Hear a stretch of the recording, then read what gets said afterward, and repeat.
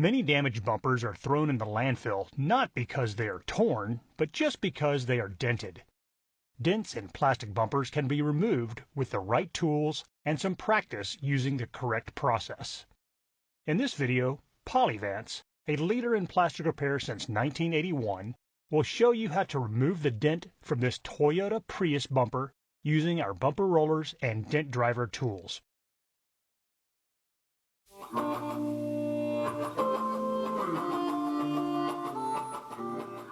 This Toyota Prius bumper has a fairly deep dent with a hard crease around the edge in the corner that has distorted a couple of body lines. Most shops would throw this bumper in the landfill, but with some heat and a bit of effort with the right tools and process, this bumper can be restored to its original profile without the use of filler.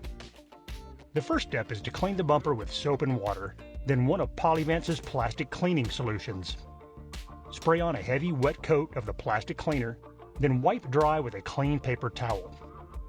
Note that the dent extends all the way over to the left side of the fog light hole. The next step is to heat the plastic over the entire dented area and for about 4 to 6 inches to the outside of the dent. This process will take some time, as it's important to get the plastic hot all the way through the plastic. Keep the heat gun moving so you don't overheat any certain area. It will take at least 5 minutes of work with the heat gun to get the plastic soft enough to move easily. Keep heating until the plastic is too hot to hold your hand on the surface. Once the plastic is soft enough to move, we'll use the round roller in Polyvance's 6148 bumper roller kit to push the large part of the dent out. Keep pushing and rolling until the major part of the dent is pushed out. It only takes about 10 seconds to get 90% of the dent pushed out. The rest of this video will show you how to perfect the last 10% and get the bumper ready for paint. Note that you can still see a high spot where the hard crease was. While the bumper is still hot, use the round roller to push the high spot down. Check the profile by hand to identify the remaining high and low spots. Use the heat gun again to soften the plastic as necessary to continue to push the dents out. Here we are using Polyvance's 6119 dent driver as a dolly on the backside as we continue to push the crease down with the roller. Keep checking the profile by hand and continue to work the crease with the roller and dent driver as needed to get it back into shape. Note that the dent drivers offer several surfaces that will aid in dent removal. You can use the sharp point, the sharp edge, or the flat of the tool to press on the hot plastic. Here, the tool serves as a dolly to stabilize the bumper as we roll the low spot up from the backside with the roller. Keep checking the profile to identify the high and low spots and keep working it until you feel you're not making any more progress. To restore the appearance of the sharp body lines, use the sharp roller in the bumper roller kit and the Dent Driver Mini to push out the bumper along the body lines. Once you get to the point where you feel you're not making any more progress on the dents, sand the surface with 80 grit and a DA sander to reveal the remaining high and low spots. In this part of the process, you are using the OEM paint as a guide coat to help you visualize the high and low spots. So it's very important that you keep the sander's pad flat on the surface so you don't hide the low spots. Also, avoid sanding directly on the body lines. Note here that the bumper above the fog light hole has a large low spot in the middle. Now we'll sand where the crease was. You can see the crease itself is still a high spot and there are low spots on either side of the crease. A certain amount of the high spots can be sanded off, but you don't want to make the plastic too thin. Continue sanding until you feel like it's time to get back to work with the dent removal tools. Finally, we sand the area around the fog light hole. As you can see, there are some low spots here that will have to be pushed out with the dent drivers. Heat the area again with a heat gun to soften the plastic and get it ready for some more dent pushing. Push up from the backside where the low spots are and feel the profile often to gauge your progress. Feel the opposite side of the bumper to calibrate your hand to the proper profile for the part. Continue to heat and push as needed to restore the original profile to the plastic. Use whichever surface or edge of the dent driver that best matches the bumper to push the low spots up and the high spots down. The Dent Driver Mini offers a sharper tip to get into body lines or tight spots easier.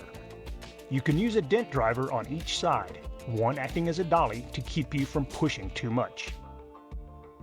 Go back to the sander after you've worked the dents. Again, keep the pad flat so you don't remove paint from low spots. If you push the dents out enough, you will see the paint sanded off, meaning that you're making progress toward your goal. If you still see some paint, push a bit more from the back until the paint disappears. Keep checking the profile by hand and keep working the dents until you restore the profile. As you can see, getting out all of the minor imperfections is the most time-consuming task in the dent removal process. If you see paint, you still have some low spots, so keep working them until they disappear. High spots are harder to identify since the paint is gone, so you have to go by feel. Here, the high spot from the crease is still there, so push it down with the dent drivers. Here we are using the flat edge of the large dent driver to push down, while we support the backside to concentrate the force where it's needed to shrink the crease. Keep working the bumper, sanding it, and checking the profile until you are satisfied that the profile has been completely restored. It takes more time and effort to do this without filler, but the reward is that you will save the time required to work the filler. The next step will be to sand the entire area with 180 and 320 grit paper to remove the 80 grit fuzz and get it ready for primer. Keep the pad flat and go outside the boundaries from the previous grits to feather the paint back around the edges. To prep for primer, scuff the entire area to be primed with a red scuff pad. There's no need to remove all the OEM paint. As long as the paint has good adhesion to the bumper, we will apply primer on top of it. We just need to put a good sand scratch into the paint so the primer will stick. Make sure you remove all of the gloss from the painted areas. Before priming, blow the area dust-free with compressed air, then clean again with Polyvance's 1000 Super Prep. Let the solvent dry completely while you mask off the areas of the bumper you don't want to prime. Over all of the raw plastic areas, apply Polyvance's 1050 Plastic Magic Adhesion Promoter. This will help the primer to stick to the raw polypropylene. Spray a medium wet coat, then let it flash off for about 15 minutes. Next, apply your preferred primer surfacer. Here we are using Polyvance's 3043 All Seasons Blackjack Waterborne Primer. This is a high build primer that remains flexible when dry, so it won't crack if the bumper flexes. Apply 1 or 2 coats of primer and let it dry completely. Sand the primer with 320 grit and a block to reveal any remaining imperfections. The 3043 primer acts as its own guide coat with a clear difference in appearance between sanded and unsanded areas. If you have any remaining low spots at this stage, it would probably be better to fill them rather than push them out. Luckily, our work showed no such imperfections, so we went back and sprayed another coat of All Seasons Blackjack Primer to finish the job. This bumper has a completely restored surface that's ready for paint, without the use of any filler. The process is not difficult, but it does take practice to get a feel for how the plastic moves when heated and pushed. And again, the majority of the time is spent getting the last 10% of the surface perfected. Check out Polyvance's tools for dent removal at www.polyvance.com. Polyvance has everything you need to restore damaged plastic parts, to keep them out of the landfill, and to keep more labor hours in your estimates.